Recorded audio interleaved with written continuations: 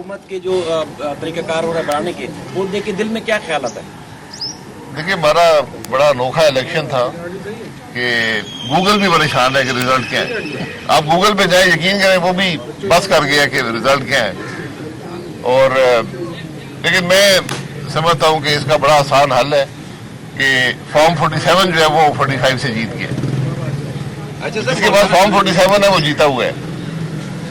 मौलाना साहब पीडीएम को जो है अलविदा कह के अब पीटीआई की तरफ जा रहे हैं, तो क्या देख रहे हैं उनकी सियासत को, किस तरीके से देख रहे हैं एज अ सियासत? मौलाना साहब पीडीएम के सदर है, मेरा नहीं ख्याल कि उन्होंने पीडीएम को अलविदा किया है।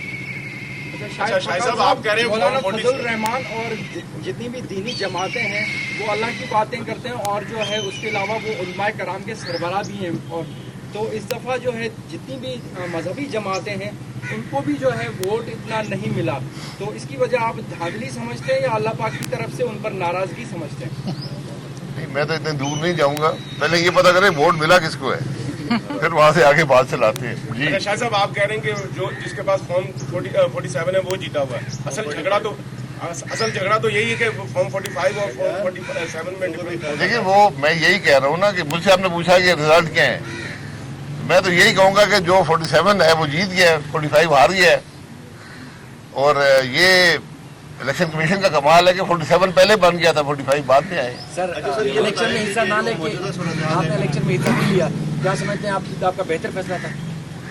लोग तो कह रहे हैं कि बेहतर था, आपके जो दोस्त है वो कहते हैं जी। मैं तो अल्लाह का शुक्र अदा करता हूँ कि इस खराबी में हिस्सा लेने से बच गया। आपसे सर अगर रास्ता किया जाए आप क्या करेंगे? जी, उनको उन सबको मैंने पहले मुबारकबाद दे दी थी कि आप इलेक्शन जीत चुके हैं।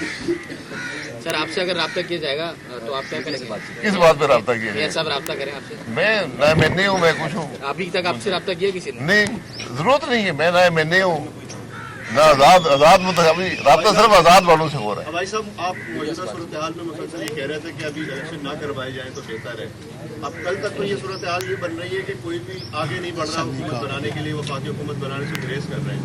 तो आपको किसने बताया था कि इस तरह के रिजल्ट आएंगे कि हम पार्लियामेंट होगी और कोई भी हुकूमत नहीं बनाना चाहेगा? देखिए, मैंने कभी नहीं कहा कि इलेक्शन मत करवाएं। मैं हमेशा ही कहता हूँ कि इलेक्शन वक्त पे होने चाहिए, लेकिन मैं जरूर ये कहता रहा कि इलेक्शन अगर आपने बगैर आगे के रास्ते का तयन किए इलेक्शन कराए, वो कुछ नहीं देंगे, इंतशार देंगे। और कम से कम वो बात जो है वो हकीकत साबित हुई है कि आज जो इलेक्शन है वो कोई रिजल्ट नहीं दे पाए और ना ही आगे कुछ मसाइल का हल दे पाएंगे। इसलिए आज मुल्क मुश्किल में है। आज पॉलिटिकल लीडरशिप जो है ज़रा अपनी इस इक़्तिदार की सियासत से बाहर निकले और मुल्क के मसाइल का हल तलाश करें, वहीं से मामला आगे बढ़ेगा। अच्छा शाहिद साहब, अभी तक आप मुस्लिम लीग नून में हैं, तो क्या मुस्लिम लीग नून की जो इस इलेक्शन में परफॉर्मेंस है उससे आप मुतमिन हैं? तो बेहतर हो सकता था या तो मेरे भाई, मैंने पहली दफ़ा इलेक्शन में हिस्सा नहीं लिया, ना वोट दिया, क्योंकि मैं इन इलेक्शंस को मुल्क में बेपनाह खराबी का सबब समझता हूँ। आपने देख लिया क्या हुआ है और आगे क्या होगा। ये मुल्क के मामलात को हल यहाँ से नहीं कर पाएंगे। आज मैं फिर कहूँगा कि इस मुल्क की पॉलिटिकल लीडरशिप जो है वो अपने इक़्तिदार के मामलात से बाहर निकले और मुल्क के मसाइल की बात करें। सर, जो चीज़ आप फील करते हैं दूसरे भी यकीनन फील करते होंगे, तो बेहतर क्या हल हो सकता है ये सारी सूरत हाल में? बेहतर हल देखें, इसके अलावा और कोई हल नहीं है। इक़्तिदार को एक तरफ कर दें। आज कोई भी इक़्तिदार का मुस्तहिक नहीं है और सब जानते हैं। अपना ज़मीर टटोलें, आपको नजर आएगा कि आप कहाँ पर खड़े हैं। तो आज मसला मुल्क का है, मुल्क के मसाइल की बात करें। पूरी इलेक्शन कैंपेन में मुल्क के मसाइल की बात हुई है, अवाम की तकलीफ की बात हुई है, मुल्क के मसाइल के हल की बात हुई है। ये एक नाकाम इलेक्शन है। शाहिद साहब, जिस तरह आप बात कर रहे हैं मुल्की मुफाद के हवाले से, दूसरे सियासतदान भी, हर सियासतदान जो पार्टी का सरबराह वो इसी तरह बात करता है, लेकिन साथ दूसरे के साथ बैठना नहीं चाहता। तो इनको बिठाएगा कौन, कैसे बैठेंगे? तो फिर मुल्क के बारे में सोचा नहीं, मैंने तो ऐसा नहीं सुना, मैंने तो कोई नहीं ऐसी बात देखी है। या तो हर आदमी इक़्तिदार की बात कर रहा है कि मुझे इक़्तिदार दे दे सब ठीक हो जाएगा। इक़्तिदार ना किसी को मिलना है, ना उनसे मसाइल हल होने। सर नहीं, 3-4 दिन से कुछ पोजीशन तब्दील हुई है। सारी जमातें जो लेना चाहती थी इक़्तिदार 47 के बाद, अब वो मेरे ख्याल में पीछे हट रही है, पीटीआई भी, लीग भी। तो ये भी अनोखी बात है कि मुल्क में कोई भी इक़्तिदार में आने की अब अपने आप को लायक नहीं समझता। तो कौन बनता वो नजर आ रहा है सर? वजीर हुकूमत किसकी बन रही है? मैं अब क्या कह सकता हूँ।